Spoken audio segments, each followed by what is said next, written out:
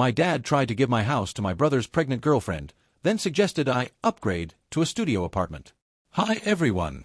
Today's story will blow your mind, but really quick, if you enjoy this content, hit that subscribe button. Channel's been a bit quiet lately, and your support keeps it all going. Let's jump in.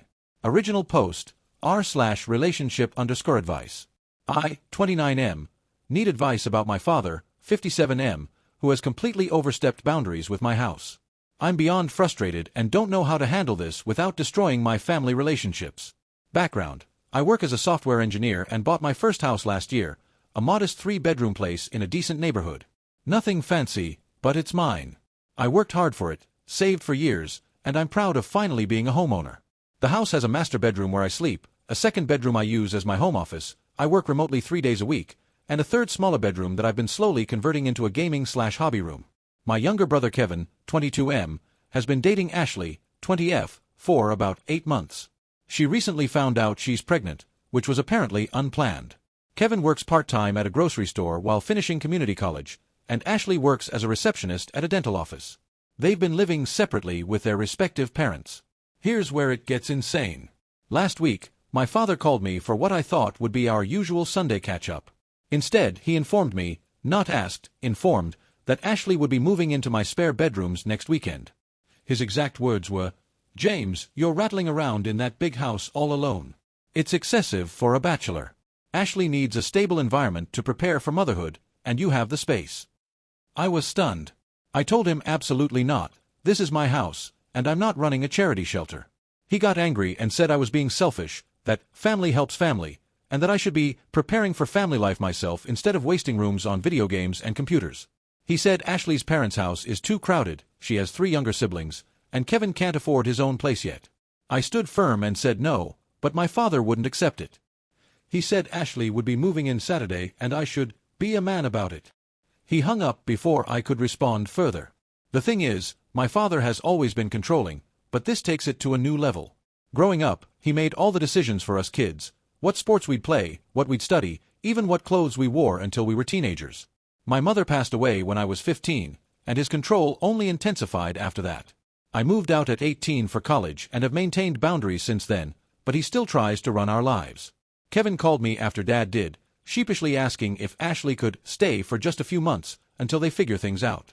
I told him this was insane and he needed to handle his own responsibilities. He got defensive, saying I had made it and should help family. I reminded him that I'm not his parent and his poor planning isn't my emergency. Now I'm getting texts from various family members. My Aunt Patricia says I'm being heartless. My Uncle Robert thinks I should do the Christian thing and help. Even my cousin Jennifer, who usually stays out of family drama, messaged saying maybe I could compromise and let Ashley stay temporarily. I'm furious. This is my house. I work from home and need my office. I enjoy having my own space. I'm not married, I don't have kids, and I chose a 3-bedroom house because I wanted the space for my hobbies and work. Why should I sacrifice my lifestyle and privacy because my brother couldn't use protection? The worst part is, I know Ashley from family gatherings. She seems nice enough, but she's practically a stranger to me. The idea of her living in my house, using my bathroom, being in my kitchen, having access to my space, it makes my skin crawl. I'm a private person. I like my routines. I don't want to come home to a pregnant woman I barely know living in my space. My father has now texted saying he's disappointed in the man I've become, and that my mother would be ashamed of my selfishness. That stung, but I'm not backing down. He's even threatened to bring Ashley over himself on Saturday. Am I being unreasonable? I feel like I'm going crazy here. Everyone's acting like I'm some monster for not wanting strangers in my house. But this is my space that I paid for. I don't think I should have to justify wanting to live alone in my own home. What do I do if they actually show up on Saturday? Can I call the police? Should I change my locks? I'm at a loss here. Update 1, posted 5 days later. I never thought I'd be back so soon with an update this insane. First, thank you to everyone who validated that I wasn't crazy. Your comments gave me the spine I needed to face Saturday. I took your advice. I changed my locks Friday night, installed a Ring doorbell camera, and sent a group text to my family stating clearly that no one was moving into my house and anyone who showed up uninvited would be trespassing. I specifically mentioned I would involve law enforcement if necessary. Saturday morning came. At 10 a.m., I see 2 cars pull up on my Ring app, my father's truck and an unfamiliar sedan. Out pile my father, Kevin, Ashley, and plot twist, Ashley's parents, Mark and Linda, and her 16-year-old sister Kimberly. They had a U-Haul trailer attached to the sedan. They came to my door with boxes. My father knocked, then tried his old key. When it didn't work, he started pounding on the door, demanding I stop this nonsense and let them in.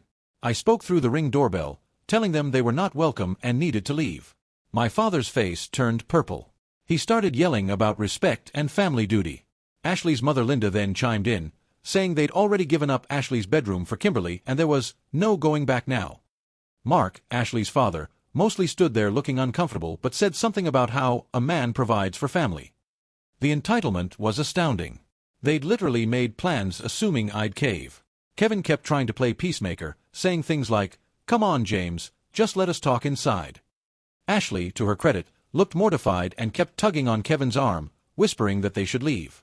When I wouldn't open the door, my father escalated. He started threatening to call a locksmith, saying he'd invested money in this house. He hadn't. He gave me a $500 housewarming gift, which was generous but hardly an investment. He claimed he had parental rights to access my property. The man genuinely seemed to believe this. I gave them one final warning through the camera, then called the police. The whole group panicked when I mentioned I was on the phone with dispatch. Ashley's family quickly got back in their car and left. My father and Kevin stayed, with Dad yelling that I was traumatizing a pregnant woman and had lost my mind. 2 officers arrived about 15 minutes later. My father tried to explain that this was a family matter and that I was being unreasonable by not helping my pregnant sister-in-law. They're not even married. The officers were professional but clear. This was my property, they were trespassing, and they needed to leave. They warned my father that if he returned without my permission, he'd be arrested. The look my father gave me as he left was pure venom. Kevin looked defeated and wouldn't make eye contact. As they drove away, my phone started blowing up. The family group chat exploded. My Aunt Patricia called me satanic. Uncle Robert quoted Bible verses about hospitality. Cousin Jennifer said I'd gone too far, involving police.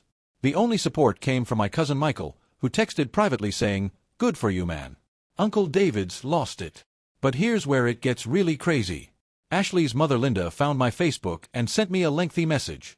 Apparently, they'd not only given up Ashley's room but had sold her bedroom furniture to buy baby supplies, assuming she'd be living with me. She called me heartless for stranding a pregnant girl and said I clearly wasn't raised right, ironic, considering who raised me. She then had the audacity to ask if I'd at least pay for Ashley to get an apartment since I'd ruined their family plans. When I didn't respond, she sent another message saying they were now forced to put Ashley's 14-year-old sister Jessica and 11-year-old brother Christopher in the same room, and it was my fault for being selfish with my empty rooms. Kevin finally texted me privately Sunday night. He admitted Dad had told them I'd agreed to the arrangement and was just being stubborn about the details. He genuinely thought I was on board until I'd changed the locks. He apologized but then immediately asked if I'd reconsider, just for a few months. When I said no, he asked if I'd at least loan him money for a deposit on an apartment. I declined that too. My father hasn't contacted me directly since Saturday, but he's telling everyone who'll listen that I called the police on a pregnant woman, conveniently leaving out all context. Some family members who weren't initially involved are now taking sides. It's turned into a complete circus. The stress is affecting my work. I'm jumpy every time I hear a car outside. I've started parking in my garage instead of the driveway. I even bought a security camera for my backyard in case they try something else. I can't believe it's come to this. I just wanted to live peacefully in my own house. Now I'm the family villain for not giving away my spare rooms to my brother's pregnant girlfriend and apparently her entire family? The level of entitlement is staggering. I'm staying strong, but the family pressure is intense. They're acting like I've committed some unforgivable sin. I just keep reminding myself that no reasonable person would expect me to turn my home into a free boarding house for my brother's poor decisions. Update 2, posted 3 weeks later. I thought the drama was dying down. I was wrong. It's escalated to levels I never imagined possible. After the police incident, things went quiet for about a week. I started to relax, thinking maybe everyone had come to their senses. Then Kevin posted on Facebook about struggling to find an affordable apartment for his growing family, and the passive-aggressive comments started rolling in from relatives about how some people have more than they need while family suffers. My father broke his silence by sending me a formal-looking email with the subject line, "Family Meeting Mandatory," Thursday 7 p.m. I didn't respond. Thursday came and went. Friday morning, I woke up to 47 missed calls and a text from my cousin Michael warning me that Dad was on the warpath because I'd missed the meeting where they'd planned to resolve the housing situation. But the real shock came last Monday. I was in a video meeting when my Ring doorbell detected motion. I ignored it at first, thinking it was a delivery. Then it kept alerting. I finally checked and my blood ran cold. There was a locksmith van in my driveway. My father was standing at my front door with the locksmith, apparently trying to convince him to change my locks. I immediately ran outside, still in my work-from-home sweats, and confronted them. The locksmith, looking uncomfortable, asked if I was the homeowner. I confirmed and showed my ID. My father actually tried to argue that as my father, he had authority over the property. The locksmith packed up and left immediately, apologizing for the confusion. My father tried to pay him anyway, yelling that I was having a mental health crisis and he needed access to help me. I was shaking with rage. I told my father if he ever tried that again, I'd file for a restraining order. He laughed and said, "You'd put a restraining order on your own father? Your mother would roll over in her grave." But he wasn't done. He then dropped the bomb, "Fine, keep your precious house. But when I move Kevin and Ashley into the family home, don't come crying about your inheritance." For context, the family home is the house I grew up in, where Dad still lives. It's a larger place, 4 bedrooms, and fully paid off. My brothers and I always assumed it would be sold eventually and split between us when Dad passed. Now he was threatening to give it all to Kevin. I told him I didn't care about his house or his money. He could do whatever he wanted with his property, just like I could with mine. He stormed off, but not before saying, "You'll regret this when you're old and alone with no family." Tuesday, Ashley's family escalated too. Her father Mark showed up at my workplace. Security wouldn't let him in, thank God for badge access, but he waited by my car. When I came out with a security escort, he started his pitch. They were willing to compromise. If I let Ashley and Kimberly, the 16-year-old sister, move in, they'd pay me $200 a month in rent. He acted like this was a generous offer for 2 people taking over 2/3 of my house. I firmly told him no and that he needed to leave or I'd call the police again. He called me a heartless bastard and said I was the reason his daughter might have to give up her baby. I asked how that was my responsibility. He said family should support family, and since Kevin and I were brothers, I was family to Ashley now too. The logic was astounding. Wednesday brought a new development. Kevin called, crying. Actually crying. Dad had given him an ultimatum, convince me to house Ashley by Sunday, or he wouldn't let Kevin move into the family home either. So now Kevin was facing homelessness because he'd assumed everyone would bail him out. He begged me, saying Ashley was stressed and it was affecting the pregnancy. I asked him why he hadn't thought about housing before getting her pregnant. He said they'd been careful, but accidents happen. I pointed out that accidents have consequences and adults deal with them without expecting others to sacrifice. He then revealed that Ashley's family had been pressuring them too. They wanted Ashley to move back home, but only if she gave the baby up for adoption to not ruin her life. Ashley wanted to keep the baby, hence the housing crisis. While I felt bad for her being pressured, it still wasn't my problem to solve. Thursday, the extended family intervention attempt happened. My doorbell rang at 8 p.m. On my porch stood my aunts Patricia and Margaret, uncles Robert and Richard, and several cousins. They'd carpooled for a family intervention about my selfishness crisis. I didn't let them in. I spoke through the door camera and told them this was harassment. Aunt Margaret actually said, "We just want to pray over you, James. You've clearly lost your way." Uncle Richard added that I was breaking the family apart with my stubbornness. I told them all to leave or I'd call the police again. They stayed for another 20 minutes, actually forming a prayer circle on my lawn. My neighbors were watching through their windows. The HOA president texted asking if I needed help.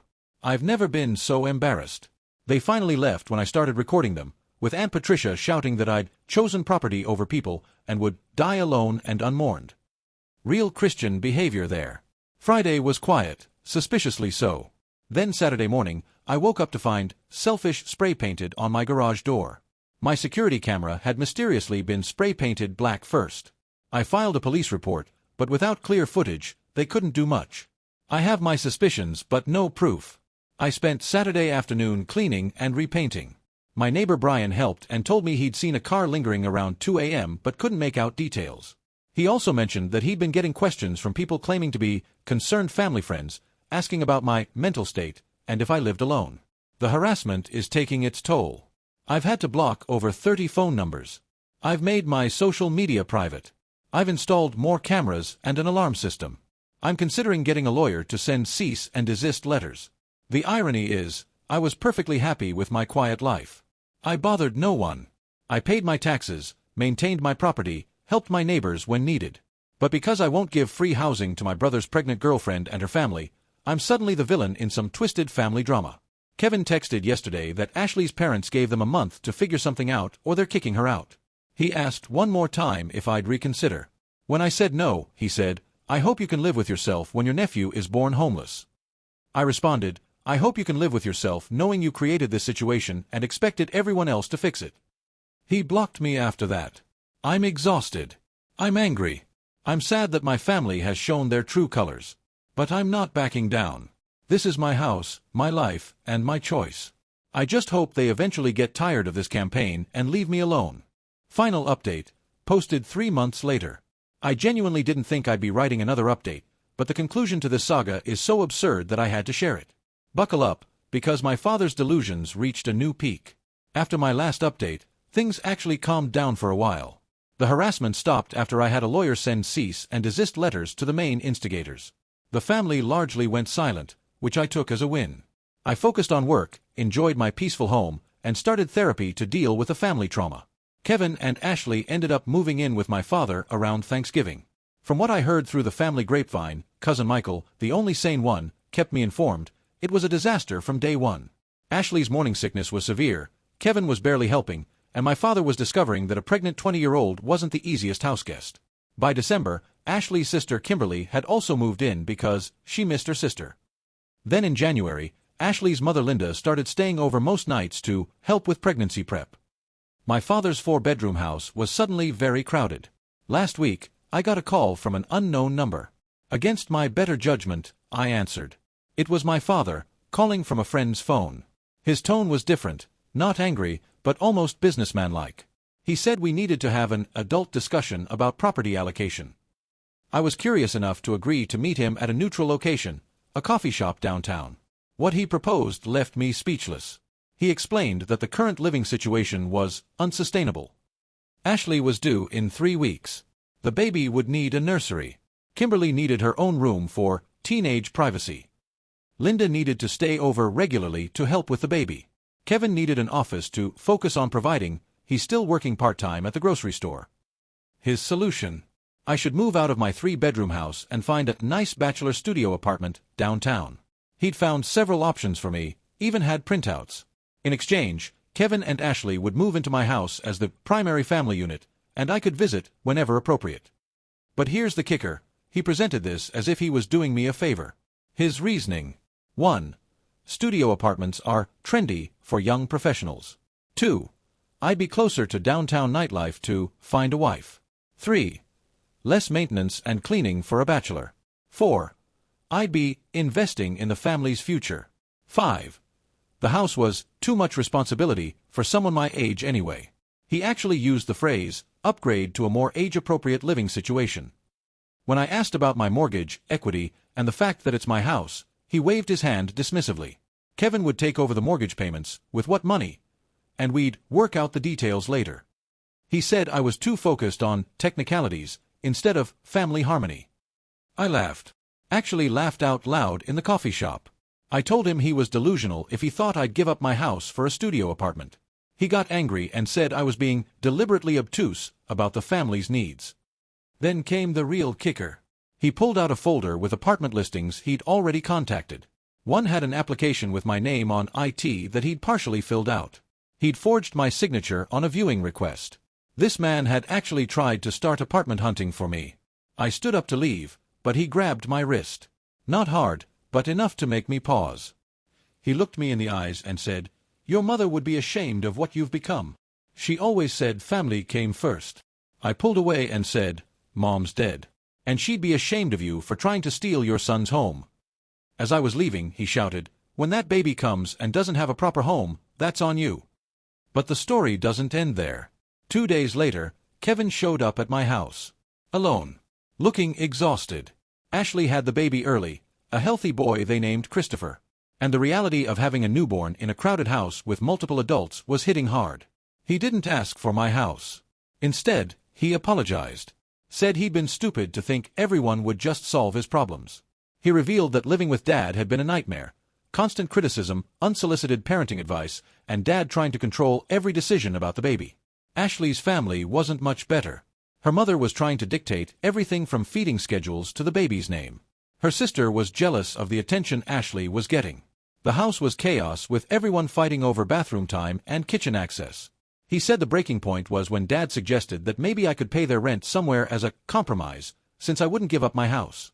Kevin finally realized how insane our father had become about this whole situation. He's now working 2 jobs and looking for a small apartment with Ashley. They've both apologized to me through Kevin. Ashley's parents are still angry but have bigger problems. Turns out Kimberly is now pregnant too, she's 17 now, and they're dealing with that drama. My father. He's told everyone that I've destroyed the family. He's written me out of his will, jokes on him, I never wanted his money. He's apparently bitter that Kevin and Ashley want their own place instead of staying in the family compound he envisioned. The last I heard from Cousin Michael, Dad was trying to convince Uncle Robert to move into one of the spare rooms because the house feels too empty now. Robert's wife shut that down immediately. So here I am, in my 3-bedroom house, with my home office and gaming room intact. My peace has been restored. I'm no longer the family villain. That role has shifted to Kimberly's boyfriend, thankfully taking the heat off me. I've learned a lot from this experience. 1. Setting boundaries isn't selfish, it's necessary. 2. Family entitlement has no limits if you don't stop it early. 3. No is a complete sentence. 4. Home security systems are worth every penny. 5. Sometimes the family you lose aren't worth keeping. To everyone who supported me through these posts, thank you. To anyone facing similar family pressure, stand your ground. Your space, your rules, your life. And to my father, if you ever find this, I'm enjoying my excessive bachelor house every single day. My gaming room is awesome, my home office is perfect, and my master bedroom remains delightfully mine alone. Sometimes the best family is the one you choose, not the one you're born into. Edit. Since many are asking, yes, I've reconnected with Kevin cautiously. He's genuinely remorseful and working hard to support his son. I've offered to babysit occasionally once they get their own place, but that's the extent of my involvement. Ashley sent me a thank you card for not pressing charges over the harassment, which was weird but appreciated. My father and I remain no contact, and I plan to keep it that way.